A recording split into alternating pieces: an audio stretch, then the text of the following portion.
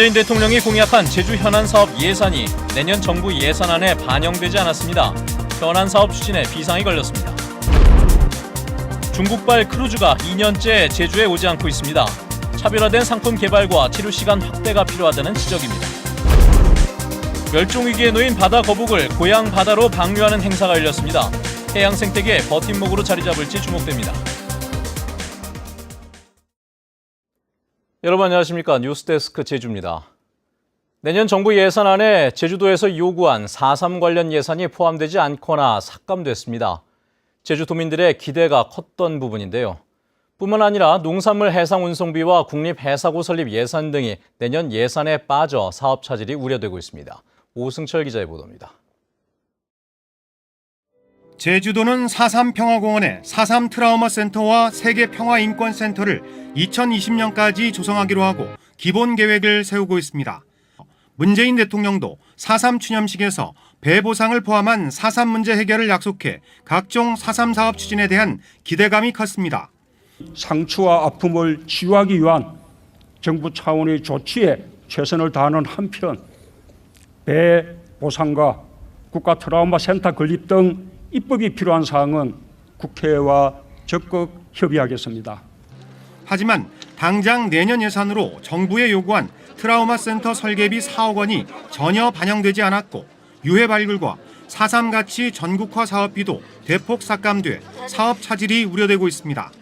국가폭력이 있는 전국 지역을 대상으로 행안부에서 트라우마 조성센터 조성을 위한 연구 영역이 진행 중에 있습니다. 그 연구 영역이 완료가 되면 그거를 근거로 해서 국비절충에 최선의 노력을 다할 계획입니다. 문재인 대통령이 대선 공약으로 내걸었던 농산물 해상운송 물류비 지원 예산 37억 원도 한 푼도 반영되지 않았습니다. 국립해사고 설립 준비 예산 57억 원은 기획재정부의 문턱을 넘지 못해 2020년 개교가 불투명해졌습니다. 이뿐만 아니라 하수처리장 확충 예산과 제주공항 진출입로 개선 사업비 등이 줄줄이 깎였습니다. 정부의 예산안은 오는 31일 국회에 제출되는데 국회 심의 과정에서 예산이 반영될 수 있도록 적극적인 절충이 요구되고 있습니다. MBC 뉴스 오승철입니다. 심승섭 해군 참모총장이 해군기지 건설 과정에서 발생한 갈등에 대해 강정마을 주민들에게 사과하겠다고 밝혔습니다. 취임 후 처음으로 제주를 찾은 심승섭 해군 참모총장은 오늘 원희룡 도지사를 만나 오는 10월 열리는 국제 관함식 전에 강정마을을 방문해 주민들에게 공식 사과하겠다고 말했습니다. 이에 앞서 심 참모총장은 해군 제주기지 전대를 방문해 관함식 준비 현황을 확인하고 서귀포시 강정마을에서 사과를 요청하는 주민 대표들에게 응하겠다고 답하기도 했습니다. 사드 보복 조치로 인해 중국발 크루즈의 제주 입항이 지난해부터 막히고 있죠. 크루즈 관광의 활성화를 위해서는 차별화된 크루즈 상품을 개발하고 체류 시간을 늘리는 방안이 필요하다는 지적입니다. 늘 나오는 이야기이긴 하죠. 이소영 기자입니다. 바다 위의 호텔이라 불리는 크루즈. 올해 제주를 찾은 크루즈는 10척으로 만여 명이 방문했습니다. 중국의 사드 보복이 이루어지기 전인 2년 전 같은 기간과 비교하면 입항 횟수와 방문객은 90% 넘게 줄었습니다. 중국이 한국 입항을 금지하면서 단체 방문객의 발길이 끊겼기 때문입니다. 하지만 사드 보복 조치가 단계적으로 해제되고 있어 중국 현지에서도 크루즈 관광 재개에 대한 기대가 높습니다. 实际上我们都已经在准备好，只要有这个限制一解除，我们可以马上恢复的。 특정 시장에 의존하던 방식에서 벗어나 크루즈 산업의 질적 성장을 위한 국제 포럼이 열렸습니다. 제주는 평균 체류 시간이 6시간인데다 면세점 쇼핑이 대부분이어서 지역 경제 활성화와는 거리가 멉니다. 이에 따라 지역 문화 체험 등 차별화된 크루즈 상품을 개발하고 평화의 섬 제주의 강점을 살려 남북 평화 크루즈 유치 등이 대안으로 나왔습니다. 지금 현재 중앙정부 같은 경우도 중국 그리고 한국, 북한, 러시아, 일본까지 연계하는 평화 크루즈를 구상하고 있거든요. 그런 부분에 있어서 제주도가 제외되지 않고 중심적 역할을 할 수 있는 적극적인 노력이 필요하겠습니다. 제주도는 이번 포럼에서 일본, 대만 등과 크루즈 공동 개발을 위한 협력 프로젝트를 체결했는데 이 시장 다변화를 위한 실질적인 성과로 이어질지 주목됩니다. MBC 뉴스 이소연입니다. 국제사회의 보호 노력에도 개체 수가 줄고 있는 바다 거북은 국제적인 멸종 위기종입니다. 이번에 방류 행사를 통해 바다에서 구조된 바다 거북과 인공부화된 새끼 거북이 고향 바다로 돌아갔다고 합니다. 김항섭 기자가 다녀왔습니다. 바다 거북 한 마리가 모래밭 위를 힘차게 기어갑니다. 바다를 향해 부지런히 나아가더니 파도와 함께 바닷속으로 들어갑니다. 지난 2009년 제주시 에어룹 인근 해상에서 구조된 푸른바다 거북으로 9년 만에 고향 바다로 돌아가게 됐습니다. 예, 저희들이 지속적으로 방류 행사도 하고 있고 또 실태 조사를 하고 있으니 좀 성과가 발견이 되면 지라차 협의회에서 적극적으로 그런 센터의 조성도 추진해 보겠습니다. 이번에 방류된 거북은 멸종 위기종인 푸른바다 거북과 붉은바다 거북입니다. 강원도 삼척 인근 해상에서 그물에 걸려 구조돼 치료를 받은 붉은바다 거북 2마리와 실내에서 보아한 어린 푸른바다 거북 5마리도 적응 훈련을 거쳐 함께 방류됐습니다. 거북의 등에는 추적 장치와 개체 인식표가 부착돼 이동 경로를 파악하게 됩니다. 우리나라에서 방류를 했을 때 어디로 태평양 쪽으로 이동하는지 아니면 더 남쪽으로 내려가는지에 대한 위치 추적 연구를 최초로 진행합니다. 중문 색달해변은 지난 2007년 바다거북 산란이 확인된 곳으로 겨울에도 평균 수온이 14도가 넘고 먹이가 풍부해 어린 거북들이 생존하기 적합한 곳으로 손꼽힙니다. 지난해 9월에는 인공부화한 바다거북 80마리가 고향 바다로 돌아갔는데 환경오염과 해양개발의 파고를 넘어 바다거북이 해양 생태계의 버팀목으로 자리 잡을 수 있을지 주목됩니다. MBC 뉴스 김항섭입니다.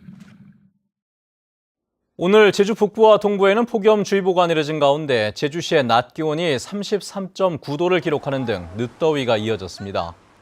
오늘 밤부터는 차차 흐려져 내일 오전까지 남부와 동부 지역에 10mm 안팎, 산지에는 최고 50mm의 비가 내리겠습니다.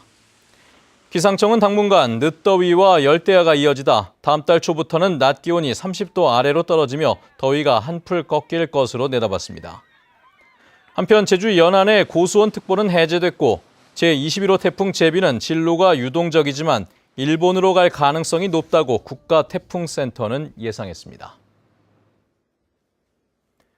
오늘 제주 MBC에서 열린 8월 시청자위원회에서 위원들은 하수 역류 사고로 촉발된 신화월드 연속 보도가 여러 가지 구조적인 문제를 밝혀내서 도내 관광개발 사업 전반을 되돌아보는 계기로 삼아야 한다고 강조했습니다.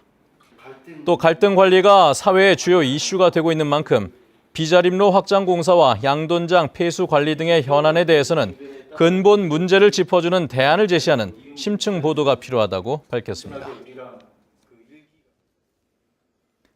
고희범 제주시장이 창의적 업무를 하다 발생하는 실수는 시장이 책임지겠다고 밝혔습니다. 고희범 시장은 간부회의에서 이같이 말하고 면책 제도를 적절히 활용해 공직자들이 창의 행정에 적극적으로 임할 수 있도록 하겠다고 밝혔습니다. 또 교통난을 해소하기 위해 이면도로 일방통행을 추진하면서 지역 주민에게 부족함이 없도록 적극적으로 설명할 것을 당부했습니다.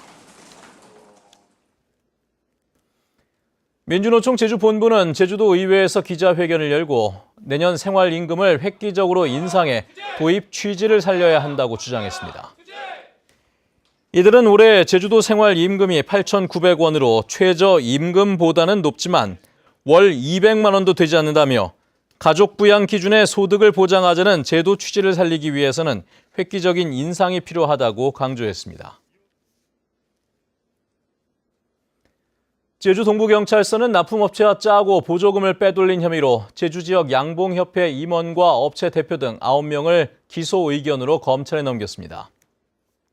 54살 강모 씨 등 양봉협회 제주시 지부 임원 8명은 지난 2015년부터 2년 동안 양봉 농가에 지원하는 벌집을 보조금으로 구매하면서 납품업체와 짜고 단가를 부풀려 5천여만 원을 빼돌린 뒤 협회 회식비 등으로 사용한 혐의를 받고 있습니다. TVN 제주교통방송이 제주시 아라동 신청사로 자리를 옮겼습니다. 아라동 신청사는 지상 4층 규모의 교통정보 상황실과 오픈 스튜디오, 녹음실 등을 갖춘 라디오 방송사로서는 전국 최대 규모입니다. 제주교통방송은 재작년 8월 첫 방송을 시작했지만 청사가 없어 그동안 중앙로 임시사옥에서 방송을 해왔습니다. 오늘 새벽 6시 반쯤 제주시 우도 앞바다에서 5톤급 체납기 어선과 15톤급 통발 어선이 충돌해 체납기 어선 선장인 43살 안모 씨와 선원 1명이 다쳐 병원으로 옮겨졌습니다. 이보다 앞선 새벽 1시 20분쯤에는 서귀포 남동쪽 80km 해상에서 서귀포 선적 30톤급 어선이 라이베리아 선적인 2만 톤급 화물선과 충돌해 선체 일부가 파손됐지만 다행히 인명피해는 발생하지 않았습니다. 뉴스데스크 제주였습니다. 여러분 고맙습니다.